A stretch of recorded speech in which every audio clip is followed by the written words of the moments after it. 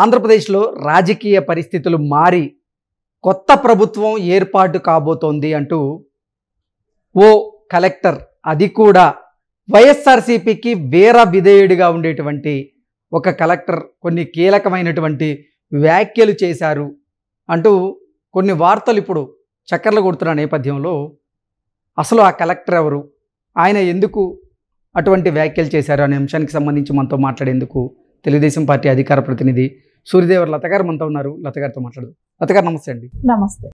లత గారు, ఒక కలెక్టర్, అది కూడా వైఎస్ఆర్సీపీకి వీర విధేయుడిగా ఉండేటువంటి ఒక కలెక్టర్, ఆంధ్రప్రదేశ్లో రాజకీయ పరిస్థితులు మారబోతున్నాయి, కొత్త ప్రభుత్వం ఏర్పాటు కాబోతోంది అంటూ ఆయన కొంతమంది అధికారులకి సూచించినట్లుగా పోలింగ్కి సంబంధించినటువంటి ఓట్ల లెక్కింపు ప్రక్రియ ఏదైతే ఉంటుందో అది సజావుగా సాగేలాగా తగిన జాగ్రత్తలు తీసుకోండి అంటూ అధికారులను ఉద్దేశించి ఆయన మాట్లాడినట్లుగా ఇప్పుడు ఒక వార్త సోషల్ మీడియాలో చక్కర్లు కొడుతూ ఉంది.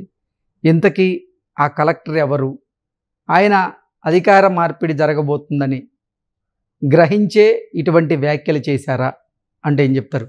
ఇప్పుడు అందరూ ఐఏఎస్లో కూడా చేంజ్ అనేది వచ్చింది. సో చేంజ్ వచ్చింది. కొంతమంది భయపడి ఇక్కడ నుంచి ట్రాన్స్ఫర్స్ అంటే స్వస్థలాలకు పంపించేయండి, సొంత సంస్థలకి పంపించేయండి, అంటే ఇది వరకు గతంలో వాళ్ళు ఎక్కడైతే సెంట్రల్లో ఢిల్లీలో అక్కడ చేస్తున్నారో అదే సంస్థలకి మమ్మల్ని పంపించేయండి అన్నట్టు ఇప్పుడు వాళ్ళు పెట్టుకోవటం. అంటే రాష్ట్ర సర్వీసులను వదిలేసి కేంద్ర సర్వీసులకు వెళ్దామని చూస్తున్నారా? వెళ్ళిపోదాం అని చూడటమే కానివ్వండి. ఇప్పుడు మనం ఇక్కడ అంటే నాకు అనిపిస్తుంది గుంటూరు జిల్లాకు సంబంధించిన వాళ్ళేమో అనిపిస్తుంది. మీరు చెప్పిన ఐఏఎస్ ఆఫీసరు అక్కడ అంటే వాళ్ళలో ఉద్యోగస్తుల్లో కూడా సంతోషం వచ్చిందంట ఆయన చెప్పిన విషయం చూసి. కాకపోతే ఆయనకైతే బాధాకరమేమో కానీ ఉద్యోగులలో అయితే సంతోషకరం లాగా అనిపించింది, ఒక హ్యాపీనెస్ లాగా ఫీల్ అయ్యారనేది అయితే తెలిసింది. అంటే ఆ కలెక్టర్ వైఎస్ఆర్సీపీకి వీర విధేయుడిగా గుర్తింపు పొందిన నేపథ్యంలో ఆ కలెక్టర్ నోటి వెంట ఇటువంటి మాటల రంగాలనే అక్కడ ప్రభుత్వ ఉద్యోగులు ఎవరైతే ఉన్నారో వారు నివ్వెరపోయారు అంటూ కూడా కొన్ని వార్తలు కూడా చూసాం మనం. అదే, ఎందుకంటే ఆయన వీర విధేయుడిగా ఉన్నాడు కాబట్టి అలాంటి ఆయన అలా చెప్తున్నాడు అని అంటే ఆయన పరిస్థితి అంటే వాళ్ళకే అనిపిస్తుంది కదా, ఈయన ఇన్ని రోజులు ఆ పార్టీ జగన్మోహన్ రెడ్డి గారికి వీర విధేయుడిగా ఉన్నాడు, ఇప్పుడు ఈయన పరిస్థితి ఏంటనేది కూడా అందరూ ఆలోచిస్తారు అక్కడ. ఎందుకంటే వన్ సైడ్ చేసిన వాళ్ళు ఐఏఎస్లు అందరూ కూడా ఈరోజు భయపడుతున్నారు, పక్క రాష్ట్రాలకైనా పంపేసేయండి అని అంటున్నారు. ఎందుకంటే వాళ్ళు చేసిన అవినీతిలో అంటే వీళ్ళు కూడా ఉన్నారు. ఇప్పుడు మనం గతంలో చూసాం శ్రీలక్ష్మి గారి విషయాన్ని చూస్తే, సో రాజశేఖర్ రెడ్డి గారితో చేసిన కొన్ని అవకతవకలకే కానివ్వండి, అంటే జగన్మోహన్ రెడ్డి గారి రాజశేఖర్ రెడ్డి గారు అంటే మనకు షర్మిల గారు చెప్పిన తర్వాత అర్థమైంది రాజశేఖర్ రెడ్డి గారి పేరు వాంటెడ్లీ వీళ్ళ ఇన్వాల్వ్ చేశారనేది. కానీ అక్కడ జగన్మోహన్ రెడ్డి గారు అప్పుడే ఏం చెప్తే అది చేశాడు కాబట్టి శ్రీలక్ష్మి అవేంటి కోసం ఆవిడ శిక్ష అనుభవించాల్సి వచ్చింది. సేమ్ రేపు పొద్దున వీళ్ళ పరిస్థితులు కూడా అంతే కదా. ఆర్థిక శాఖ చూస్తున్న సత్యనారాయణ గారే కానివ్వండి, బేవరేజింగ్ ఇది చూస్తున్న వాసుదేవ్ రెడ్డి గారే కానివ్వండి, ఇలాంటి వాళ్ళందరూ కూడా మేము వెళ్ళిపోతామని అడుగుతున్నారు. 6 months బిఫోర్ నుంచి వాళ్ళు మమ్మల్ని పంపించేసేయండి అని అడుగుతున్నారు. ఇంకా కొంతమంది ఐఏఎస్లు పక్కా తెలంగాణ స్టేట్కి పంపేసేయండి అని అడుగుతున్నారు. వీటికన్నిటికీ కారణం ఏంటి? వీళ్ళు చేసిన ఆర్థిక మూలాలు దెబ్బతినే విధంగా వీళ్ళు నడుచుకోవటమే జరిగింది. ఎందుకంటే మనం చూసాం లిక్కర్కి చూస్తే ఎప్పుడు కూడా ఎక్కడైనా డిజిటల్ మనీ చెల్లుతుంది. ఆంధ్రప్రదేశ్లో మందు కొంటే డిజిటల్ మనీ చెల్లదు. సో వాళ్ళు అక్కడ క్యాష్ పెట్టే కొనాలి. సో అంటే ఎంత ట్యాక్స్లు ఎగ్గొడుతున్నారు. సో రేపొద్దున ఇవన్నీ లెక్కలు వస్తాయి కదా, ఇవన్నీ బయట తీస్తారు కదా. సో దాని మూలానే కానివ్వండి, అందుకని ముందే వెళ్ళిపోతే బెటరు అనే ఉద్దేశంలో అయితే ఐఏఎస్లు చాలామంది ఉండటం కూడా జరుగుతుంది. ఇంకా కొంతమంది ఏంటంటే నారా చంద్రబాబు నాయుడు గారే ఒక మీటింగ్లో ప్రముఖ ఛానల్లో ఒక ఇంటర్వ్యూలో కూడా చెప్పటం జరిగింది, ఒక ఐఏఎస్ అధికారి ఒక మారువేషంలో వచ్చి నన్ను కలవటం జరిగింది, మీరు చాలా జాగ్రత్తగా ఉండండి, మీకు ప్రాణహాని ఉంది అని చెప్పటం జరిగింది. అంటే జైల్లో ఉన్నప్పుడు అంటే కొంతమంది ఆయనకి ఫేవర్గా కూడా అంటే విధి నిర్వహణ అనేది కరెక్ట్గా చేయటం కూడా కొంతమంది చేయటం జరిగింది. కొంతమంది ఎవరైనా జగన్మోహన్ రెడ్డికి తొత్తుల్లాగా పనిచేసిన వాళ్ళు ఉన్నారు. కొంతమంది నిజంగా మన సొసైటీ కోసం మనం పనిచేయాలి అనే ఉద్దేశంతో పనిచేసిన ఐఏఎస్ ఆఫీసర్లు కూడా ఉన్నారు ఇక్కడ. ఇప్పుడు వాళ్ళకి ఎలాంటి ప్రాబ్లం ఉండకపోవచ్చు, ఎవరైతే నిజాయితీ పరులు ఉన్నారో వాళ్ళకి ఎలాంటి ప్రాబ్లం ఉండకపోవచ్చు. కానీ ఏదైతే కుమ్మక్కయి ప్రజాధనాన్ని దుర్వినియోగం చేసిన వాళ్ళే ఉంటారు కదా, అంటే జగన్మోహన్ రెడ్డి చెప్పిన చోటంతా సంతకాలు పెడుతూ వాళ్ళు చెప్పినదంతా చేస్తూ ఐఏఎస్లు చాలామంది కూడా రేపొద్దున ఇరుక్కునే అవకాశం ఖచ్చితంగా కనపడుతుంది. మనం చూసాం గతంలో కూడా అదేలాగా ఇప్పుడు కూడా రేపొద్దున జగన్మోహన్ రెడ్డి మూలాన చాలామంది అధికారులు జైలుకి వెళ్ళే అవకాశం కనపడుతుంది. ఎందుకంటే వాళ్ళ ఆలోచన విధానం ఎలా ఉందంటే, నా కోసం పనిచేయాల్సిందే బానిసల్లాగా వీళ్ళు అనే ఉద్దేశంతో పని చేయించుకుంటున్నారు.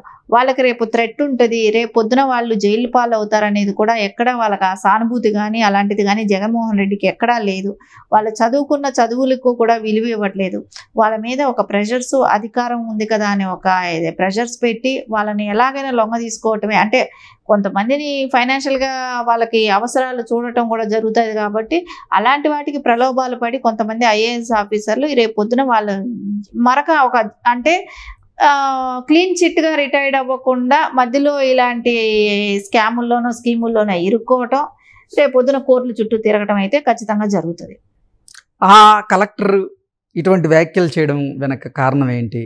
అంటే ఆయన క్షేత్రస్థాయిలో పర్యటించి ప్రజల నుంచి జగన్మోహన్ రెడ్డి పాలన మీద వ్యతిరేకత వ్యక్తమవుతున్న నేపథ్యంలో ఇటువంటి కమెంట్స్ చేశారా? లేదంటే ఆంధ్రప్రదేశ్లో అధికార మార్పిడి జరగబోతుంది అంటూ అన్ని సర్వేలు కూడా డంకా బజాయిస్తున్నటువంటి నేపథ్యంలో వాటిని దృష్టిలో పెట్టుకొని ఆయన ఇటువంటి కమెంట్ చేశాడా అంటే ఏం చెప్తారు? అంటే ఖచ్చితమైన వాళ్ళకు ఒక సర్వే, ఒక ఆ జిల్లా వ్యాప్తంగా ఉన్న ప్రజల నాడి ఏంటనేది ఆయనకు ఒక ఇన్ఫర్మేషన్ అయితే ఉంటుంది కలెక్టర్ గారికి. సో రేపు పొద్దున ఎవరైతే గెలుస్తారో, ఎట్లా ఓట్ పోల్ అయింది, ఎక్కడెక్కడ అల్లర్లు జరిగాయో ఇవన్నీ కూడా ఒక అవగాహన అనేది వచ్చేస్తుంది. కాబట్టి ఖచ్చితంగా ఆయనకు ఒక అవగాహన వచ్చేసింది. రేపు పొద్దున అధికార మార్పిడి అయితే ఖచ్చితంగా ఉంటుంది, అధికారం మార్పు అనేది అయితే ఖచ్చితంగా కనపడుతుంది అనేది ఆయన.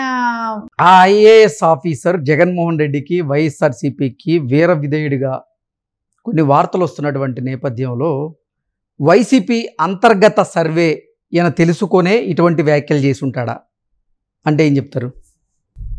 ఖచ్చితంగా ఆయనకు అవగాహన వచ్చింది కాబట్టి జగన్మోహన్ రెడ్డి అంటే వాళ్ళకి జగన్మోహన్ రెడ్డి ముందు నుంచి ఆయన పర్యటనలు కూడా చూస్తారు కదా.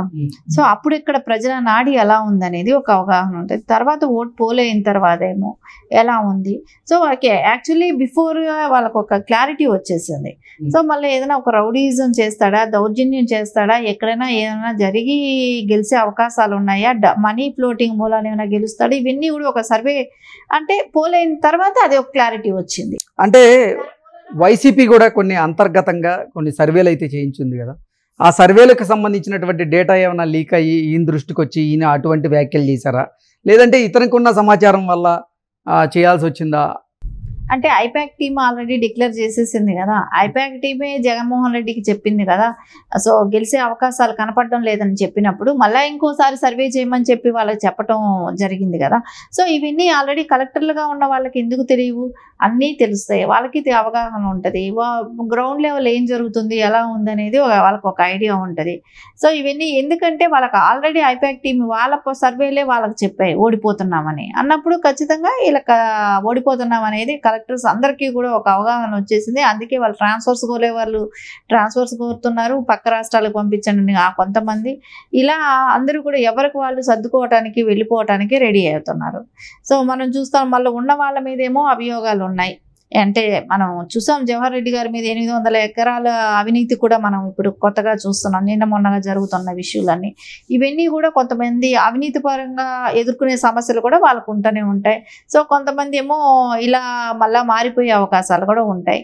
ఇప్పుడు ఏ గవర్నమెంట్ వస్తే ఆ గవర్నమెంట్తో కలిసి పనిచేసే వాళ్ళు కూడా ఉంటారు. సో అందరూ చెడ్డ వాళ్ళే ఉంటారు, అందరూ మంచి వాళ్ళే ఉంటారని అనుకోలేం. కాబట్టి జనరల్ నార్మల్ పీపుల్ లాగానే ఐఏఎస్లు కూడా అనిపిస్తుంది ఈరోజు.